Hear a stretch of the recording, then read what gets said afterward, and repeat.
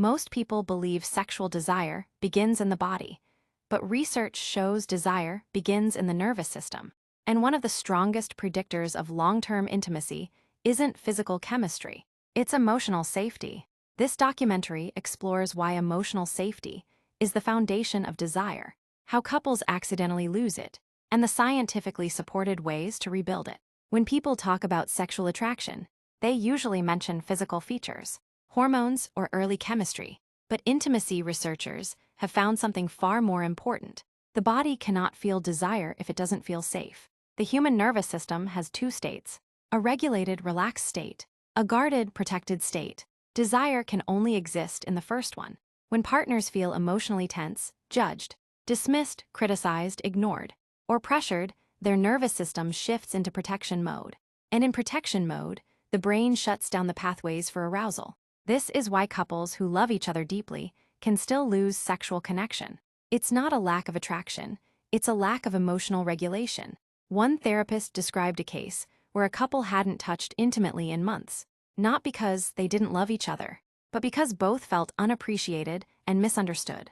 Once they rebuilt emotional safety, soft conversations, empathy, slower communication, gentler touch, desire began to flow again. Sexual desire is fragile. It grows only where the body feels calm, seen, and emotionally safe. Understanding this shifts the conversation from "what's wrong with us" to "how can we make each other feel safe again?" Emotional safety is rarely lost through a single event. Most of the time, it fades through small, everyday moments. Eye rolls, short responses, a distracted "I'm listening," a rushed "good night," a harsh tone during stress, small dismissals that don't seem like a big deal, but register deeply in the nervous system.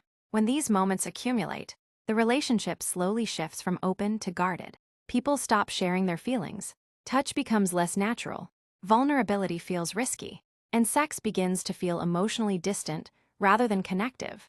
One documented therapy case involved a couple who hadn't realized they were hurting each other with microrejections. He felt criticized, she felt dismissed. Neither intended harm, but both felt unsafe.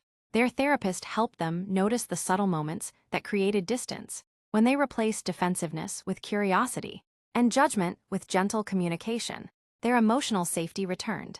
And so did their desire. The truth is simple: people open sexually only where they feel accepted emotionally. Couples don't lose desire because they stop loving each other. They lose desire because they stop feeling emotionally safe with each other. Rebuilding emotional safety doesn't require dramatic actions. It requires consistency. Small moments repeated daily change everything. Researchers highlight 3 pillars of restoring safety. Emotional attunement. This means being present with your partner's feelings. Not fixing, not defending, just listening. People feel safe when they feel emotionally understood. Gentle, non-sexual touch. Touch without pressure retrains the body to associate closeness with comfort. This includes longer hugs, hand-holding, forehead touches, resting a hand on the back. These gestures calm the nervous system, creating the internal conditions desire needs. Predictable softness. Consistency is key. The nervous system relaxes when it knows, I can come to you and you will respond kindly.